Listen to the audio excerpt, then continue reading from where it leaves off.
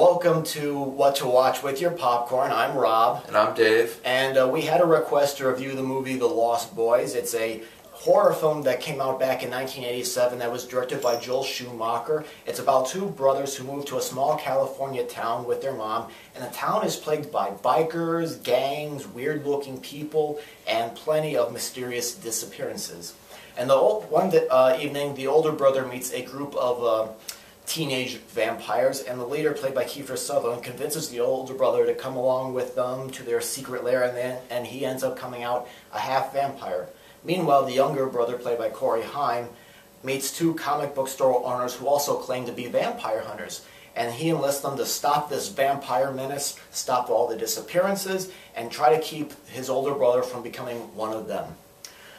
Okay, Dave, this is the first time I've seen the movie. Up until a few months ago, I actually had never heard of it, so let's start with the acting. For the most part, the acting was really good. Keifer Sutherland, I think, was the only member of that vampire gang that actually had a presence, and he's somebody you don't want to mess with. Right. You know, he's very serious. You could tell he's the leader, and I thought he was really, really good in that part. The other vampires really didn't have much personality, but Keifer Sutherland's character really was. Yeah, this is one of Keifer Sutherland's best roles, I think, because he's been in he hasn't done much per se in a lot of things lately. I liked him. I also liked the grandpa character. The grandpa character was really funny. He really brought sort of a comedy relief to this horror film. You know, it's a really, he's really funny. I always looked forward to seeing him whenever he popped in there. The film, I think, did a good job at setting up this world in the beginning of the movie with the montage. I felt like when we saw all these, I don't want to call them weird people, but these unusual looking people, it's like I entered another world, and I think as a result it did a good job setting up that I entered like I wouldn't say another dimension, but another area, something I've never been to before, like a dream. Yeah, it's definitely different, and this movie, when in the 80s it had like a cult following and whatnot. I mean, you either liked this movie or you didn't. I mean, they made sequels to this too, but I heard the sequels were like really, really bad. Well, sequels are also direct to DVD, so that should tell you something. It's very faithful to making horror references. Like the mother's name is Lucy. The store owners really know their vampire mythology, and their names are Edgar and Allan, obviously after Edgar Allan Poe. Right. And this movie, it has very effective use of silence at different points of the movie. This movie mixes using silence to build tension, and sometimes they use the music, or sometimes they show the gore happening. That was a debate that I brought up in one of my recent reviews, Dread. I discussed whether it's necessary to show the gore, or instead of just using silence and not showing it, just so it's used to the viewer's imagination. Because if you look at a lot of early horror movies, they didn't show too much. I think it's with later on, maybe in the 60s onwards, that you see the gore happening a little bit more. This movie really brought out like the gore. I mean, not over the top, but it worked for what they were doing with it and everything.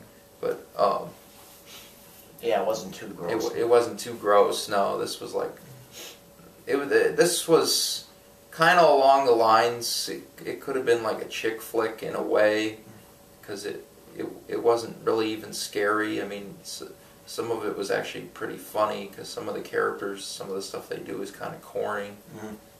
But they even when it gets corny, it gets right back. It gets good again. Mm-hmm. Yeah, definitely.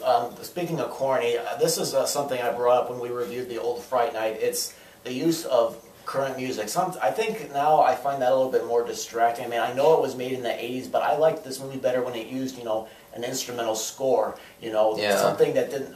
I mean, on the other hand, having an 80s score, it helps you get back into that era. But I felt like sometimes it overtook the movie, and it was just a little bit too distracting. That one song in there, though, that they use like throughout the movie a lot. It's like during the opening credits and like in the middle of the movie, the one with where there's like that boys choir singing in the background and all that. That kind of gets annoying, I think. Mm-hmm. Yeah. I don't care for that at all. I think I prefer a movie where the score is something that can't really be too dated. I liked the movie better when the score was a little bit more of an instrumental. And I liked how the brothers' relationship developed. At first, they were kind of cardboard cutout. They were joking with each other and insulting each other, but once the older brother's starting to turn into a vampire, I could see the two of them care about each other. I finally got to see them, they want to, stop this and do something about it. I felt like they really developed over the course of the movie. Everybody seemed kind of sketchy at first, but then over the course, everybody, I think, got much better with their characters.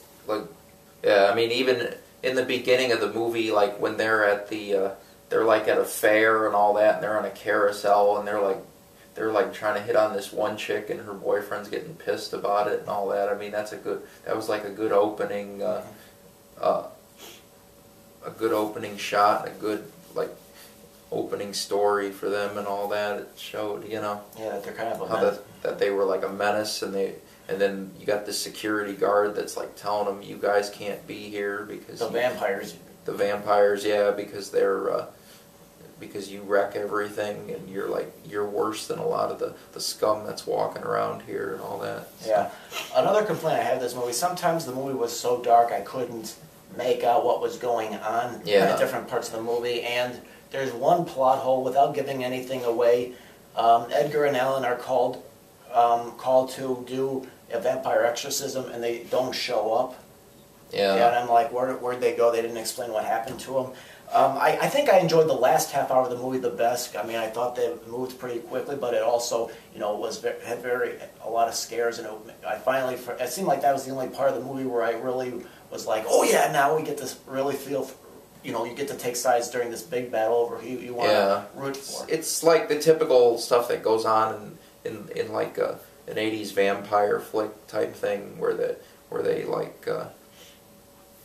set the traps and they're ready to kill all of them to get rid of them. That happens in a lot of those. It's formulaic, but I thought it was an enjoyable watch. I thought the characters were good to watch, and a lot of the performances were really good. Yeah, so I definitely would recommend this movie. It's interesting. For this segment, we've been getting a lot of requests for cult films, and not really too many mainstream ones. So it's been interesting to go back and watch these movies. A lot of them I've never seen. We reviewed The Warriors, which I had never even heard of, and then there's this movie, which was brought up when me, and Brendan did our Ask the Critics video, and somebody said, what did you think of The Lost Boys? And I don't remember if Brendan saw it, but I never saw it, and I'm like, it's nice to have recommendations from our viewers and subscribers, because sometimes they'll ask for a movie we've never seen, and sometimes we'll end up really enjoying it and glad we see it. Yeah. So this one, I'm glad I saw it. I mean, it's not my favorite movie that I reviewed for this segment, but it's enjoyable. It's a nice throwback to vampires and the horror genre and all the references, so I think it's an enjoyable movie. I say the same thing. I'm going to recommend seeing it.